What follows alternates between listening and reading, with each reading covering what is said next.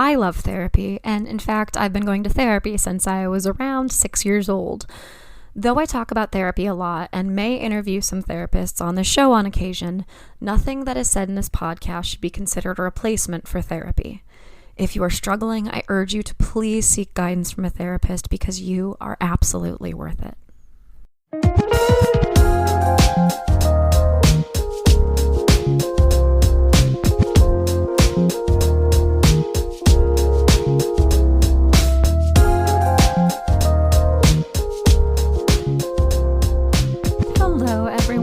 Listening to Wine, Dine, and 69, a podcast about dating, relationships, sex, and self-love. I am your host, Rachel Dalton, coming at you from not my childhood bedroom, my brother's childhood bedroom, which is now the guest room because my mother has converted my old room into an office. So coming at you, I wanted the dog to come up here to be a little bit of a guest in this intro, but I tried to get her to come upstairs and she was having none of it. So maybe next time. But I hope everybody's doing well. I hope everybody's taking care of themselves. I am back home in Michigan, where I come from originally, and just, taking some time to spend time with family, spend time with old friends. I'm actually going to see my best friend, who I haven't seen in 2 years because of COVID, this weekend. So I'm super excited about that. And really just, I don't know, it's been a good feeling to come back to my roots. I, as listeners know, I, live in Philly. I've lived in Philly for 8 years and I love my life in Philly. But sometimes I feel like I get so wrapped up in the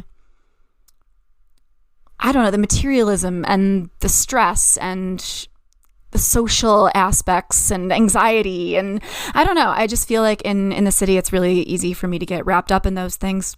And so it's been really good for me to come back home. Not that I'm completely free of all of those things here, but I don't know, just to kind of revisit my childhood a little bit. I have a picture of myself when I was like 12 or 13 and it's on my mirror. And I kind of just do a little bit of inner child work, to look at it and say kind things, because if you wouldn't say it to your inner child, you shouldn't be saying it to yourself now. Anyway, we're going to have a great conversation today with sexologist Dr. Stacy. I completely forgot this was an interview I recorded way back when, and I completely forgot how much I loved it. It's one of my favorites. So I'm very excited to share it now, and we go over so many interesting things. I'll get to that in a minute, but first, maybe it's being home and thinking about like when I was younger and all of those memories come flooding back or whatever. But did anybody else in like middle school have sex bracelets? Like, tell me if you did. Please email wine dine all ports open or let me know on social media. I was sitting doing my work today, and all of a sudden this memory about sex bracelets comes back to me. And I'm not sure where it came from. Again, maybe being home, I did see an old friend from, high school. Actually dated him for 3 days in the 8th grade back last week. And so it could be related to, the fact that we were reminiscing. But yeah, so these were jelly bracelets, which I guess have been around for like a really long time. But this must have been like 2001 to like 2004. Yeah, it must have been like my middle school range. And there were different color jelly bracelets. There was like, the only ones I remember was like black and blue. The blue, if a guy, I guess if anybody, snapped your blue bracelet, then you owed, quote unquote, them a blowjob. And if someone snapped your black bracelet, then you owed them sex. And this is so problematic as I say it out loud, but it was a thing that we did in middle school that I heard about, whatever. Obviously, I did not partake in any of those activities. I was a virgin at that time and was not engaged in sex. But I think I probably, quote unquote, owe a few blowjobs and a few rounds out there. So everybody can hold their breath, I guess is what I'm saying here. Anyway, yeah, so I don't know. I was just thinking about it. Let me know. You know, I actually want to know. I wonder if, let's see, I'm going to pull. Snopes.com does have an article about this. I'll link it in the episode notes.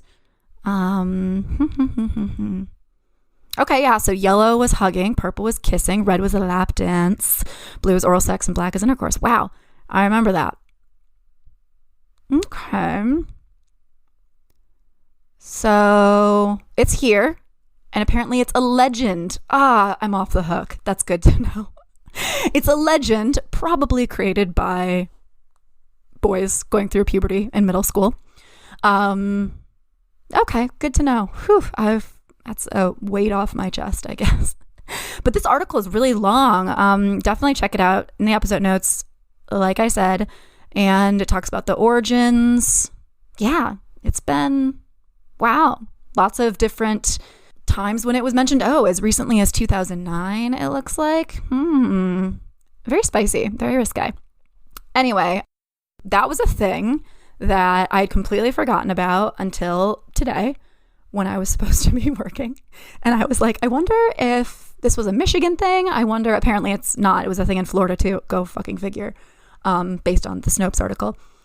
But I'm wondering if it was a place like all around, or if it was something that, you know, was just kind of in different places. So if you grew up with the sex bracelets, that if you snap the certain color, then that's what you quote unquote owe the person. Number one, you were off the hook. And you would have been off the hook before this PSA, but I am letting you know now. Snopes.com confirmed it. You are off the hook. And if you haven't heard of it, now you have a weird fact about my middle school years and this really fucked up game that we played in the hallways. So that's that. Love sharing. And I do a lot of that in the rest of the episode too. It was really cool too. Great transition, Rachel. It was really cool to talk to Dr. Stacy. You know, the main topic that we started with was morning sex, because I have opinions about morning sex. It's good, but I find that it's usually treated as a you know, more of a getting off experience than a connective experience. And for me, I really like sex to, you know, be connected. So, but after talking to Dr. Stacy, I tried to change my thinking a little bit on it. And she has so many helpful ideas here. So we talk about that. We talk about how to be confident, during sex, and how to tell people what you want. If you have differing sex drives, how do you handle that? What about anxiety during sex? How can you approach sex positively? How can you communicate? We covered so much, and it was, a fantastic conversation. Definitely want to have her back on at some point in 2022 to talk about all sorts of other fun things. So I will cut to a commercial break, and then we'll get to this episode with Dr. Stacy. And everybody, stay safe, happy holidays, and be well. Hey there, I'm Megan Martin, and I put the Manic in Manic Pixie Dream Girl. And I'm Janelle Megan, and I'm a self-proclaimed Bond girl, and I make every conversation way too deep. We're both professional actors, producers, and models. Cause and Creation is a podcast where we talk about all things creative, including interviewing other awesome artists that are breaking new ground. We'll be taking a deep dive into who they are, the work they do, and more importantly, what moves them as artists. You'll get an inside look into the minds of award-winning filmmakers who are promoting new content, writers who are on the first draft of their novel, video game designers who are creating a whole new world from scratch, and so much more. If you want to get to know a creative, or just want to get to know us, come hang out with us at Cause and Creation every other Thursday. Cue the applause.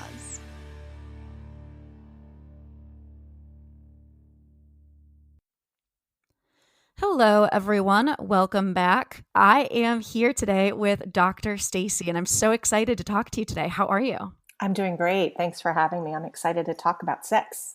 Yes, I know. Me too. We talk about a number of things on this show, ranging from sex to relationships to dating, which has been interesting in COVID, all of those. Mm-hmm. And to self-love, because what I've really realized is all of those things only get better if you have that basis of self-love. Absolutely. which is kind of like what we're going to talk about today. We're going to talk about like some confidence things, how to be present, differing sex drives, how you can work to get into a mood with a partner. One of the main questions that I have for you is, why is morning sex even a thing? I hate it. I hate it so much. Oh, that's so funny.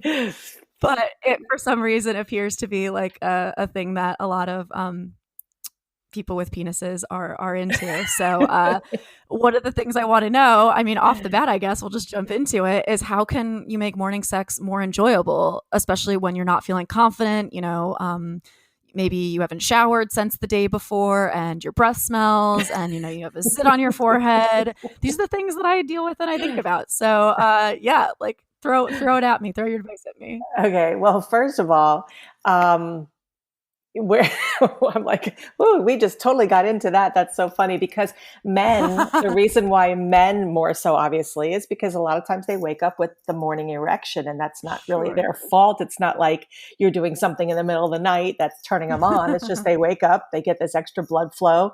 They usually have to go to the bathroom and then they come back and then, it's a new day, it's a new erection.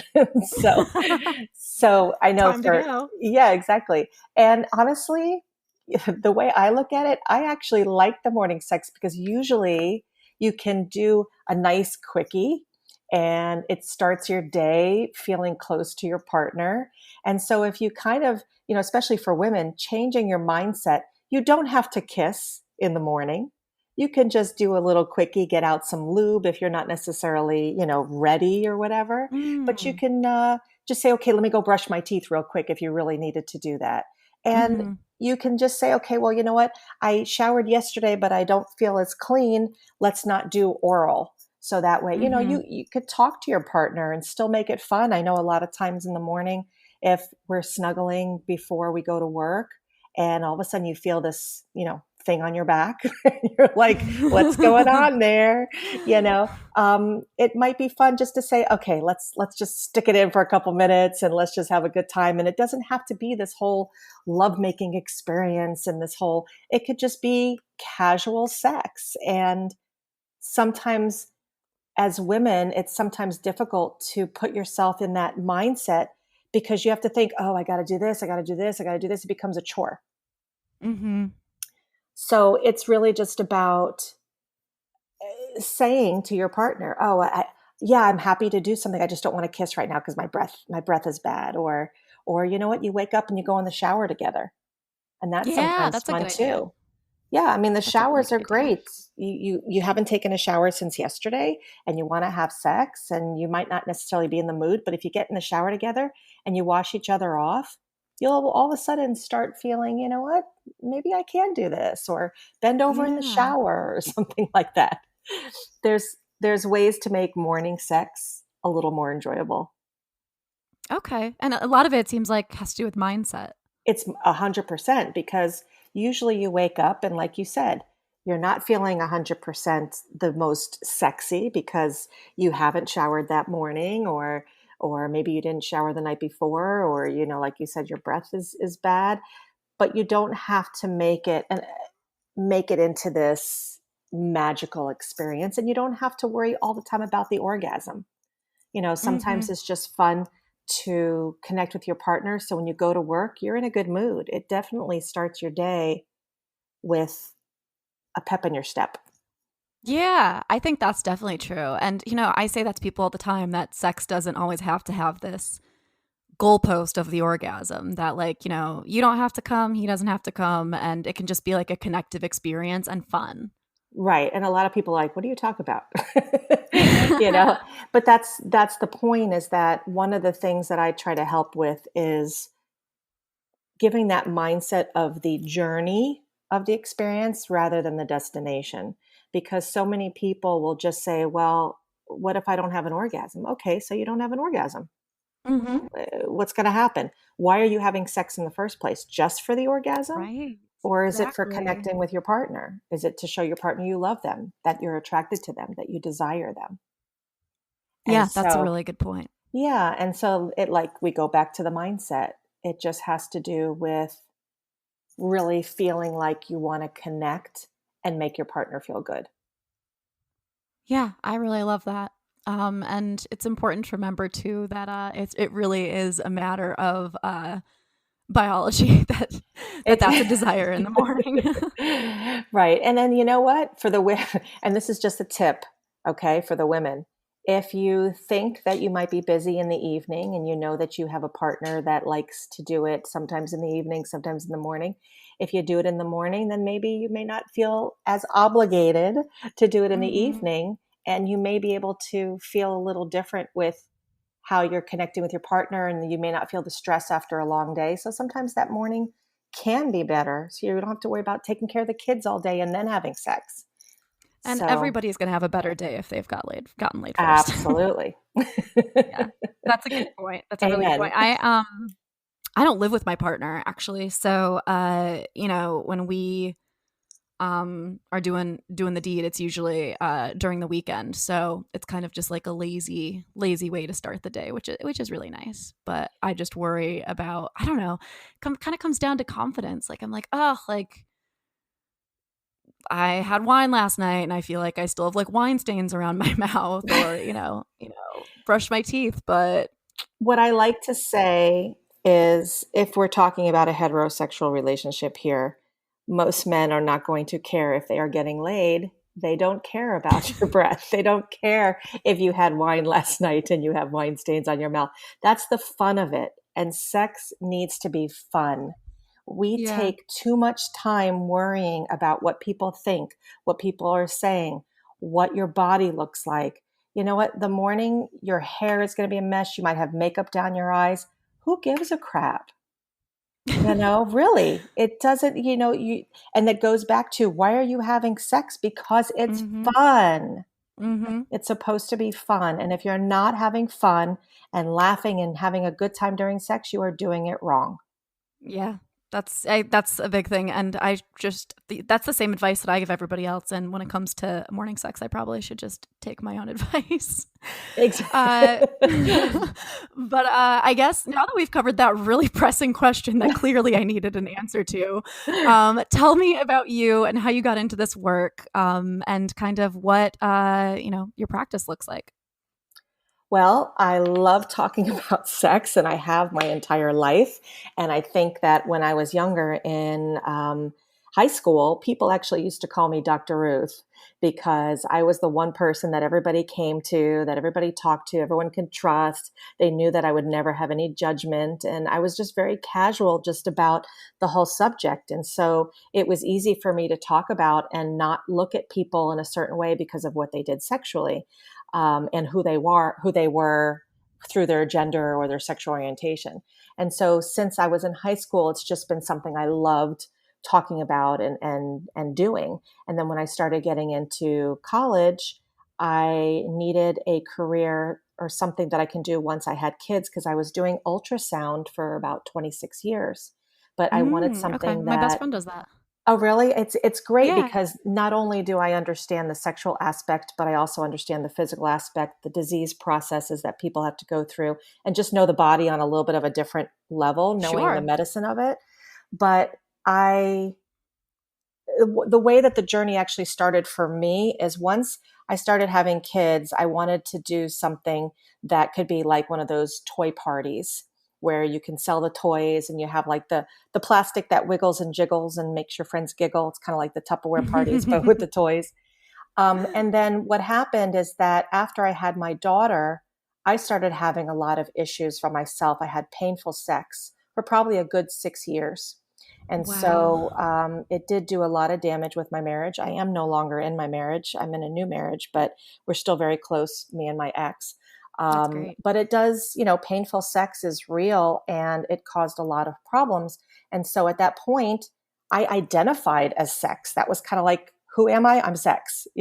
So when you took Mhm. that off the table, I'm like, okay, well, I feel like I'm no longer a good mom. I'm no longer a good wife, no longer a good lover. What do I do? And I found a sex therapist because they didn't have sex coaches at that time. Found someone to kind of help me. And I was like, you know what? There was only like two people in my entire area. And so I said, you know what? I'm already helping people with this intimacy of the toys and connecting. This is something that maybe I should look into. And it was just nice to have a safe place to really talk about sex because it's so taboo for so many people.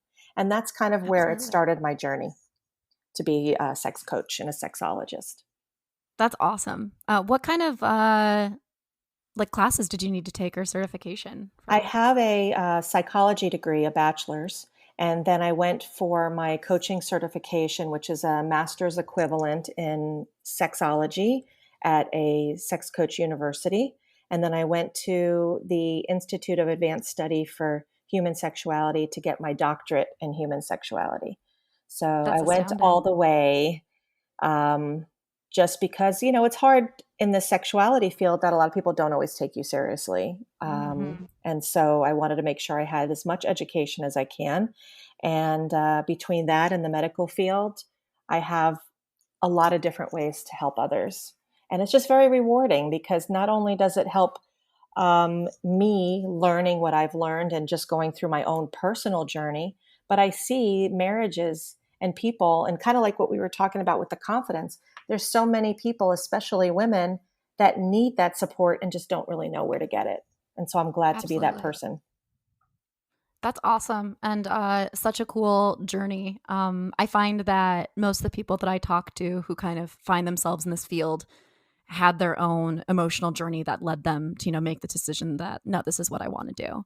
Absolutely. So I love hearing those stories.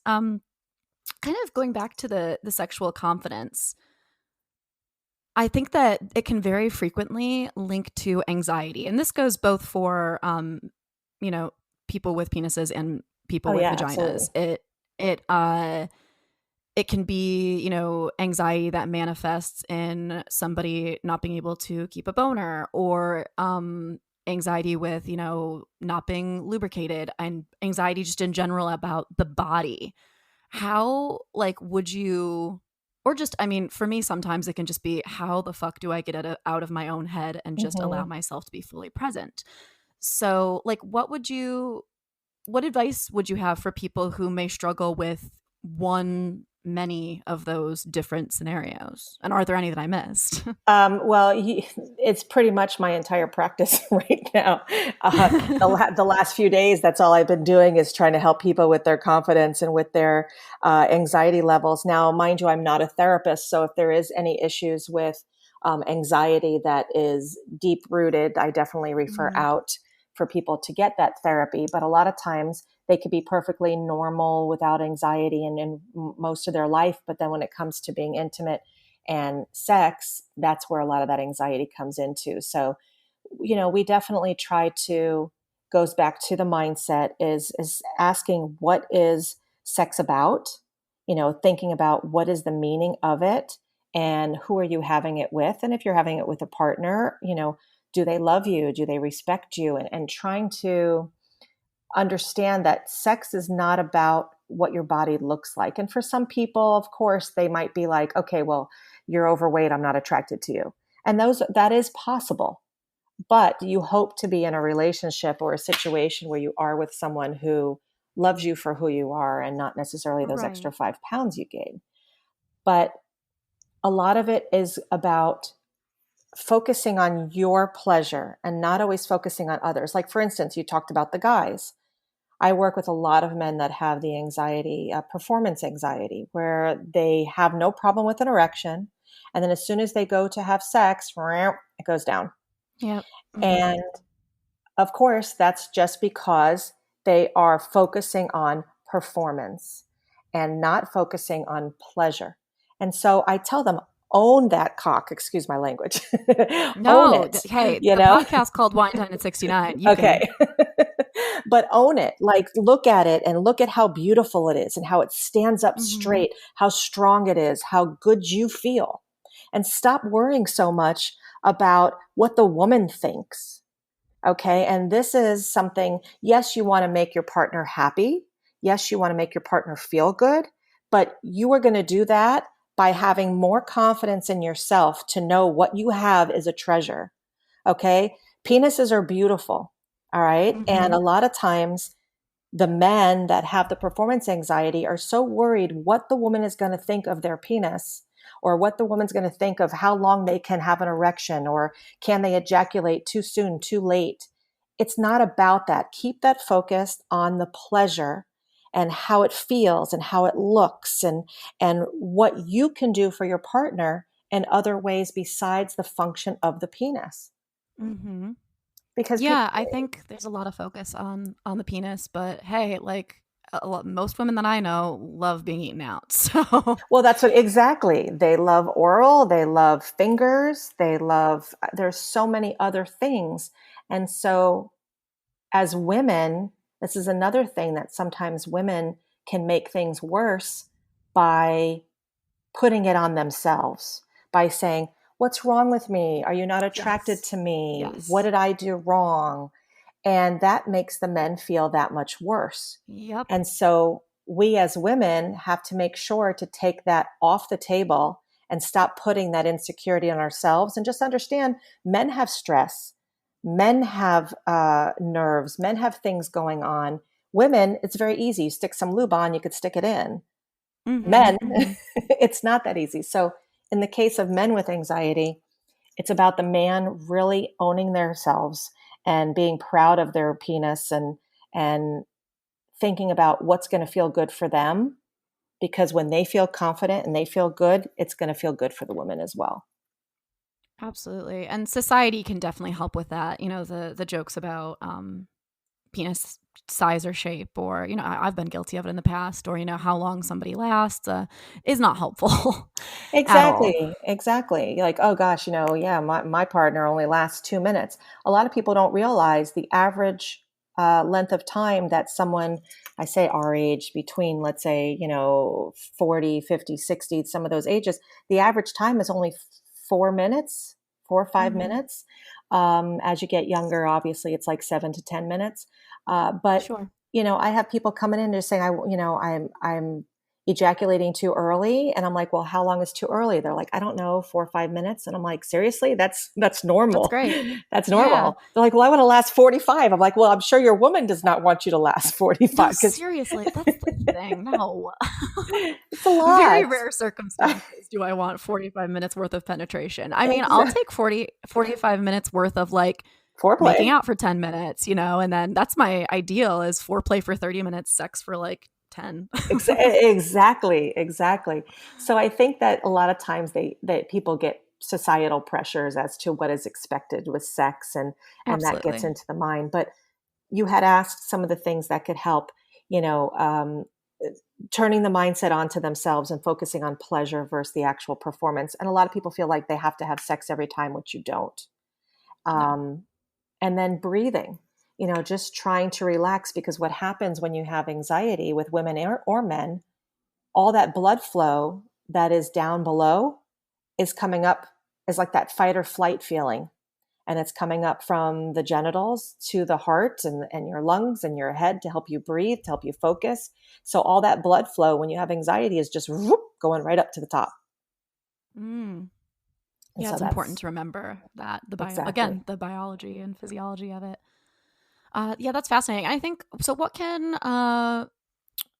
people who don't if there's a partner that doesn't have a penis, what can they do to be more supportive of a partner who may be struggling with some performance anxiety? I mean, I'm raunchy as hell, so I'll just be like, "Do you want me to sit on your face for a little bit?" There you go. But Exactly. I mean, it's about focusing on possible non penetrating things, because even if you are in a lesbian relationship, people have toys, people play, Mhm. people are focusing on orgasm. It's not the focus. It's communication, asking what you want. And sometimes it's just about touching. If there is any anxiety, you have to start slow, start from the beginning, start from just, making out. So many people, and I joke around and I say, when was the last time that you kissed your partner's ankle? And they look at me, they're like, their ankle? And I said, yeah. What about behind their knee? And they look at me like I'm crazy. And I said, people go from the lips, the nips, below the hips. And that's where the Yeah. pattern is. Mhm. Screw the pattern. Get out, find the erogenous zones, kiss the ears, the neck, the eyebrows, kiss under the eye, kiss the eyeball. Well, not the eyeball, but the eyelid. You know what I mean? Kiss the arm and the crease where the elbow bends. There's so many places that you don't realize exist. And I had people sitting on my couch, not my couch, but my office couch for 40 years they've been together. And I say, when was the last time you touched their ankle? And they look at me like, I have no idea. I don't think I ever did. But you're with this body. So people are so focused on penetrative sex and so focused on orgasm that whether you're in a gay, lesbian, bisexual, whatever relationship you're in, focus on loving that person and having pleasure with that person. It's going to make so much of a difference with that mindset. Yeah, I think that's really important to remember. And this thought just occurred to me. I know, especially, and this definitely has to do with confidence as well. I know that when people are younger, especially in like the college years, hookup culture and having sex when under the influence, which comes with its own problems when it comes to consent and everything. But I mean, I think that can kind of continue on past that, where I've heard stories about people just generally feeling more comfortable having sex when they've had a couple of drinks. And I'm wondering, what's the reasoning behind that, and what's, a way to combat that so that, you're not just horny when you're drinking. Right. I had a little chuckle because I have 3 single women. They're not single, but they're with a partner, but they're talking to me singly because they don't want their partner involved just yet. But all 3 of them saying that they can get into it more when they've had a glass of wine or when they've had a drink. Otherwise, they can't get into it. And it's such a pattern for so many people. And like you said, these people are in their 30s and their 40s. And so that's how they have learned to be confident, is that liquid courage. They're not alcoholics by all means. It's just, they like to have that drink to relax them. But that does start in those younger years because you don't have the experience as far as communication and relationships. The hookup culture is so, come over at 2 a.m, get screwed, go home. Yep. I mean, my daughter and my son are in those ages. My daughter's in college and my son's graduating high school. So, it's that age range where people just go out, they go have fun. And like, what happened to dating? What happened to all of that? Right. So I think that when people are not under the influence, they don't know how to be confident because they have counted on that liquid courage for so many years. So it really has to do with appreciating you and your body and what you have to offer. Because once again, it's not, if someone is interested in you and they're wanting to be with you, they're not so focused on every nook and cranny that you are. And so a lot of times we offer, or I like to give people a mirror exercise. I don't know if you've ever heard of the mirror exercise. Go on, and if it's what I think it is, then yes, but maybe it's something different. Yeah, I mean, it's basically, you can start off with clothes on, or you can start without clothes. It just depends on, where you're at comfortable wise. But you have to every single day look in the mirror and find something that is beautiful about you, or something that you like. And it doesn't even necessarily have to be sexual. It doesn't have to be, it could even just be, oh, well, I like the size of my areola, or I like the way my neck looks when my hair is up, or I like when my hair is down and it covers my chest and I can see it just with my boobs sticking out on one area. It could just be, I have really pretty hands. Just that constant positivity about your body, because you look in the mirror, the first thing people are going to usually say is, oh God, look at my stomach. It's hanging. Look at this fat roll. Oh, look at this. And that's how you're bringing it into the bedroom. That's so true. And it's so funny that you say that, because that is the advice that I gave in college. And I literally just gave this advice like the other day too to somebody. I was like, I want you to go into the bedroom first thing in the morning. And I was like, I don't care if it's like the birthmark, on your neck. Like, exactly. I don't care. Just focus on it. It's true though. And it's just, we're so used to putting ourselves down, and and a lot of people are like, well, I don't really think that there's much about me that's beautiful. And I'm like, you're going to find something. even if it's one thing, and you're going to say it every day. And anytime you have something that's negative to say, you're not going to say it, and you're going to replace it with something positive. So if you're going to say, oh, I hate these stretch marks, you're going to say, wow, these stretch marks delivered a baby, or not delivered a baby, but brought me a child. Look at this body just did. And so you have to counteract any of those negative thoughts to the positive, and that will help with confidence for how you feel when you're being naked, when you're being intimate. And that is a lot of the reasons why people have struggles, when they're not drinking, is because when they're drinking, they don't necessarily care. They're like, woo, woo, Yeah. But the confidence a lot on self-image, body image is a big thing. And even just confidence as to what to do sexually is how to even get started, how to initiate. Oh yeah, I definitely have dealt with that before. I found, I mean, there's different styles of doing it too. You can be cute, you can be coy, you can just grab. My style has always been just being out at dinner, looking at the person across the table and being like, I'd really like to go home and have sex after this. There are totally different ways to do it too. So yeah, I love that advice. And I think too, so are you saying too that, if there's somebody who just maybe they only get that tingle when they're drinking, you think that it's still related to that confidence? It can be, and it could be because you have to do things to help build desire. And of course, when you're relaxed and you're laid back and you're drinking and you're out and you're partying, you're not really thinking about the bills and the house and the kids. And so you are a little bit more open-minded to being intimate. So there are opportunities that will come up that you could be intimate when you're not drinking, but you may not necessarily be in the mood because you are home thinking about all these things. So there has to be ways to build desire. And that's through the day with, sexy texts or flirty banter, or, sometimes even scheduling it to know that it's coming up, and saying, okay, well, tonight we'll take a bath tonight, or tomorrow we'll play a game, do variety, do different things to spur some of that interest. So that way, if you're not drinking, you can know what's coming, maybe plan ahead a little bit, and feel a little bit better about the situation because you'll know you're showered. You'll know you're feeling a little bit better. You know not to have a huge meal where your stomach feels like you just ate a horse, I think that would help also with the confidence as well. Yeah, that's really good. And I think that it brings home this point of, foreplay it's not just, when you get to the bedroom. Foreplay can be an all day thing. It doesn't even need to be physical or flirty. Like, I mean, I know for me, having an intellectual conversation and feel like I'm connecting with somebody on like a philosophical level, right, is foreplay for me. So absolutely. there's lots of different kinds. And that's the thing that needs to be remembered, is that you could have a whole day.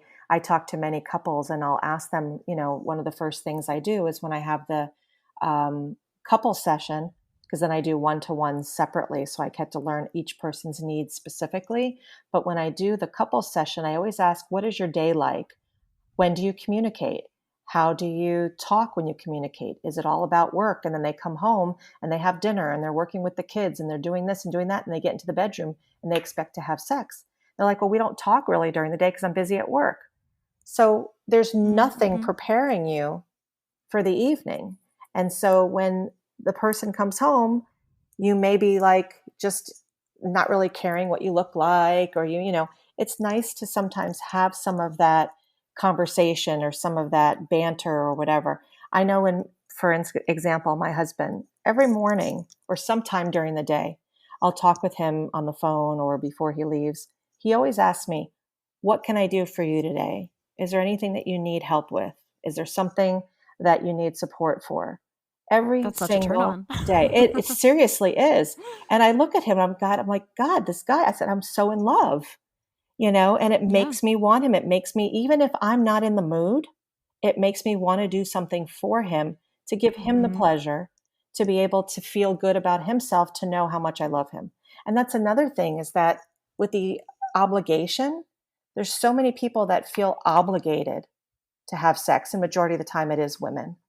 And Yes. a lot of women will say, all he wants is sex. All they want is sex. Well, it's not sex necessarily to the man. Right. It's Right. love. It's how they feel Yeah. loved. And so we have to be able to understand that just as much as we want some of this affection and attention, whatever we want, men want it as well. And that's how Mhm. they feel manly. That's how they feel desired. And so sometimes it's just fun to just say, I'm not really in the mood tonight, but I really wanted to make you feel good. Let's go in the shower. I'll get you off and we'll have a good time. And that's it. Yeah. And you're done in 5 minutes. You know, Yeah. it Doesn't doesn't really need have to to be a be big thing. exactly. It doesn't have to be a big thing. And that's what people kind of forget. Yeah, it's penetration is always the such a focus in straight couples, and I think that I'm straight, and I always have to remind myself like that's not such a focal point for everybody, Rachel. Like, I mean, in many ways, like a lot of non-straight relationships are healthier because there's less of a focus on that. I mean, maybe Right. that's a general statement. I don't know if that's actually true, but that's been my feeling. Well, they do say that they do say lesbian relationships, the women do have more orgasms, Right. you know. But and that's another thing is that a lot of women feel pressure to have the orgasm with sex because they've been told by their partners, their male partners, that oh, everybody else had orgasms. Why aren't Nope. you? You're not attracted to me. Nope. A lot of women, a lot of men, a lot of people don't realize that only 25% of women can have an orgasm through intercourse. The majority of Absolutely. women do not. So, Absolutely. yeah, so toys are important to use. Like you said, you like the foreplay for, 20, 30 minutes. Women need at least 20 minutes of foreplay to be able to have an orgasm through sex majority of the time, you know. Oh, that's a very interesting piece of info. Yeah, they do I did because not you know that. can't. Okay. They need that build up. You need that throbbing feel. You need that intensity. You Hmm. can't just with a vibrator. You could do it in 2 minutes or less. But with a person, you need a little bit more of that foreplay. But I think in any relationship I work a lot with the LGBT community, and the last two lesbian relationships that I worked with, they had a lot of mismatched sex drives, and I know that was something that we were going to get to also. But Yes, that was literally the next thing I wanted to get to. So yeah, perfect segue. yeah. Well, there you go. So it's not just about heterosexual relationships, but here you have two women that one has a much higher drive than the other. One is much more open than the other. One is much less self-confidence than the other. And it's the same type of situation that you find in heterosexual relationships. And so in that relationship, obviously, there's not that focus on penetration, but it's the whole idea of, well, I don't want to have oral because I feel like I smell, or I feel like I taste Hmm. bad, or I feel like, I'm not going to be able to have the orgasm. And it's the same type of pressures that everybody has. And Definitely. yeah, and her partner's like, listen, I just enjoy doing it. I don't care if you're not going to smell good, we could take a shower, it's not a big deal. And she's just telling her that she loves her for who she is and just enjoys making her feel good. We have to listen to that. We have to understand that our partners are not going to lie to us about that. They're not going to go down there if it's so awful. Right. They're not going to put themselves through that. They're going to be like, oh, go take a shower. Yeah, there's one of the big things I'm taking away from this is like just society, the jokes about like vaginas smelling like fish or looking like, deli meat, Right. and the jokes about like penis size or shape or, I mean, both sexes have been damaged Right. by those. And yeah, we really need to figure that out because it's not helpful for anyone. No, it's not. And I have a Facebook group. It's called Intimacy, Sex, and Empowerment for Women, and then I have a men's sexual health and empowerment for men. And the men one I just started, but the women has been about a year and a half. And a lot of the questions on there are about confidence, are about, one woman had recently posted something about her labia and just saying that she felt so uncomfortable that she didn't want oral because she thought her lips were too big down there. And then I went ahead and I posted on the men's site what they thought about women's lips and sizes. And they're like, oh, every size is just as beautiful as the next. And I took that Hmm. and I posted some of the answers, obviously keeping Sure. anonymity. anonymity. How do you, Oh my God, I struggle with that word so much. And, took out all the names and everything. And the women were like, oh my God, wow, the men really don't care. And I'm like, They're just no, happy to be there. exactly. Exactly. And that's the thing, is that we got to get these people talking to each other. We have to be Yeah. confident in our communication with our partner, whether it's a man or a woman or non-binary, whatever you are. It's about that communication with your partner to say, this is my concern. This is what I'm nervous about. This is what I'm anxious about. And if your partner's saying, listen, I'm just happy to be down there. I'm just happy to give you a blowjob. I'm just happy to, eat you out. I'm happy to just stick you in me, whatever it is. Believe them and have the confidence to know that this is all about having fun with somebody and having a connection. And it's not about who cares about the stretch mark and the roll or this or that. It's just about your connection with somebody else. Exactly. Definitely.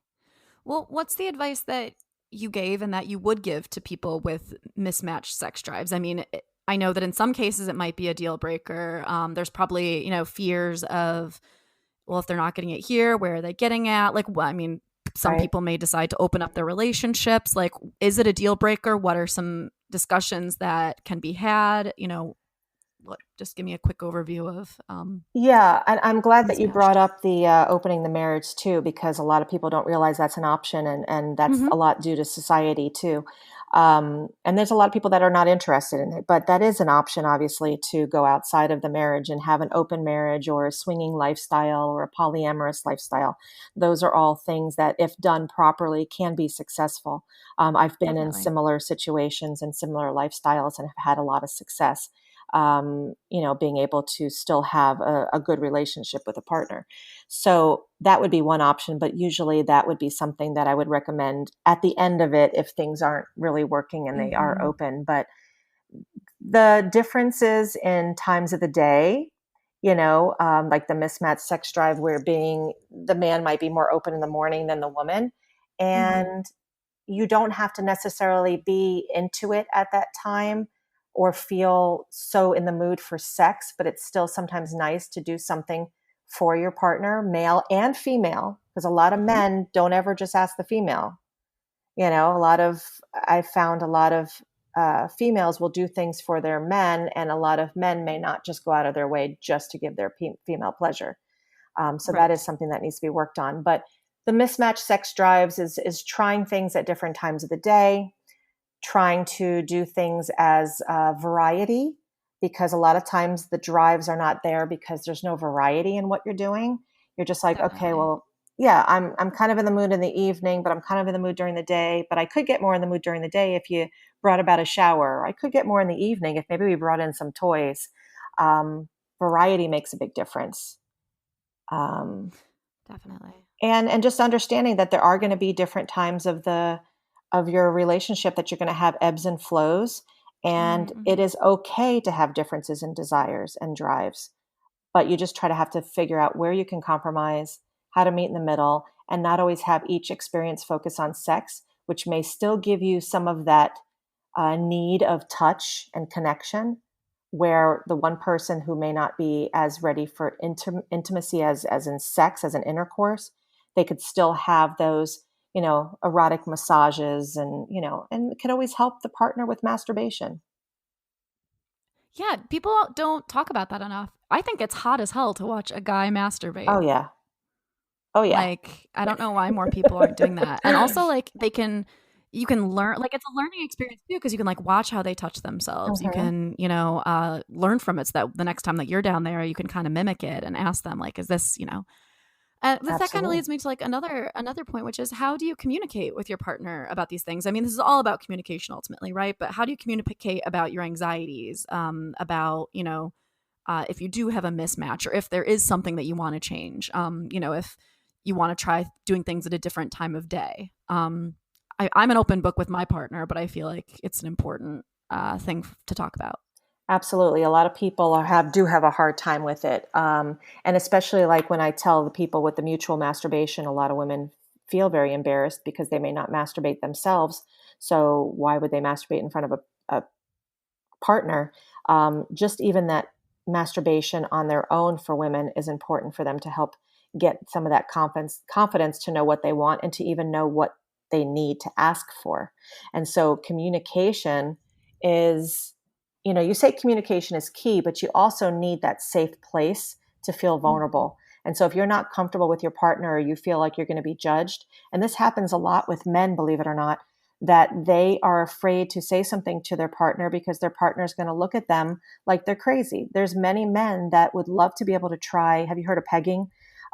It's where, Yeah. they would love to try pegging, where that's where a woman would wear a strap on and use it on the man for anal sex. Doesn't mean they're gay because it's a woman doing it.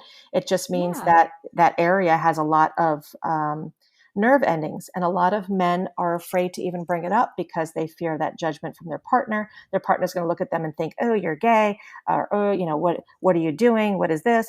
So it's that fear of judgment, I think, that if you can take that off the table and have a safe place for your partner and talk to your partner and say, listen, whatever you say, it may not be something I like or I want to do, but I will leave that open space for you, judgment free, to let you share fantasies, desires.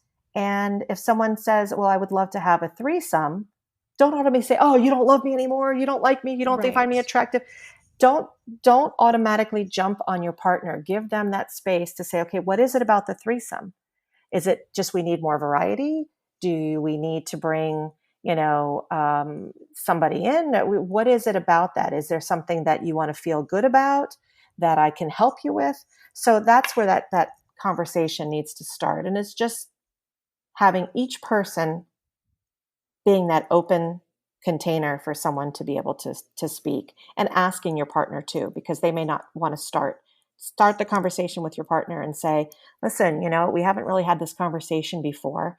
And I heard on a podcast that it was really helpful to be open with your partner and share desires and things like that, and be that open, container for them. Absolutely. And just being able to express them openly, and also understand that, like, just because somebody brings it up as a fantasy doesn't necessarily mean that they want it in reality. I mean, there are tons of things that Exactly. I watch in porn Right. that I do not want. Like, I would not feel safe with a gangbang in real life. It might be something that I watch, but it's not something that I want at all, in my personal life. Right. And just, yeah, I think listening without judgment, and I think asking questions, like you said, about what is it about that, Right. and withholding that whole, like, well, what does that mean about me? Because this Exactly. isn't your moment. This is theirs to express how they're feeling. Exactly. And 99% of the time, it's not about that other person. And that's where those insecurities can cause issues in a Right. relationship.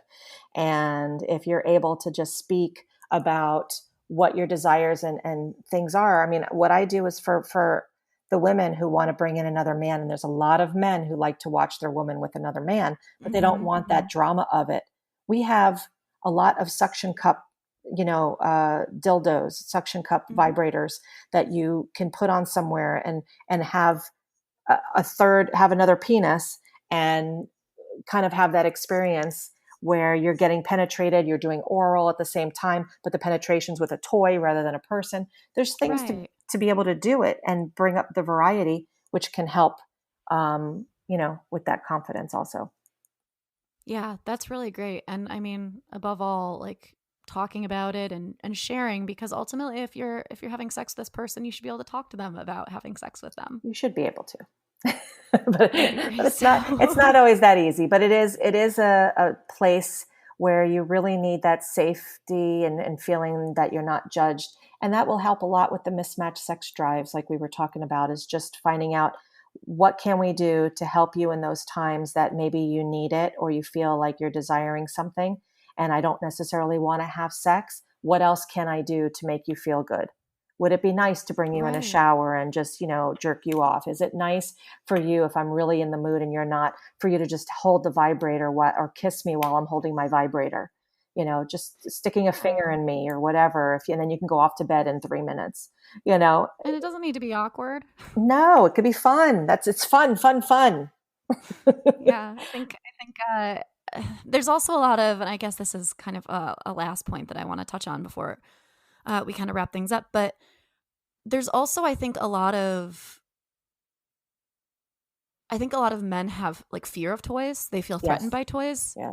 How would you recommend like talking to your partner about that if toys are something that you want to incorporate? It actually can go both ways because there's a lot of women that feel like, oh, well, my man needs to please me and I shouldn't have to use a toy, which is not a good, mindset to be in. Because I know that a lot of women do need the toys to help. Yeah, but clitoral stimulation is great. Exactly. And it's also just fun for variety. But for the men that feel intimidated by the toy, there's no way your body is ever going to be able to do what a toy can do. That's what it is. But a toy is empty. A toy is a plastic or silicone thing.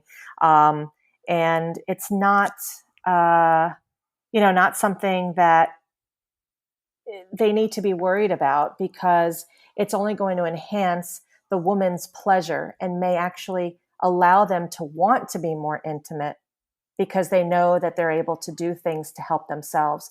And for men to understand that 75 to 80% of women do not have orgasms through intercourse. It is much more difficult for a woman to have an orgasm. And if they can have one with a toy with you, they're going to look at you with so much more respect because you're allowing them to own their pleasure.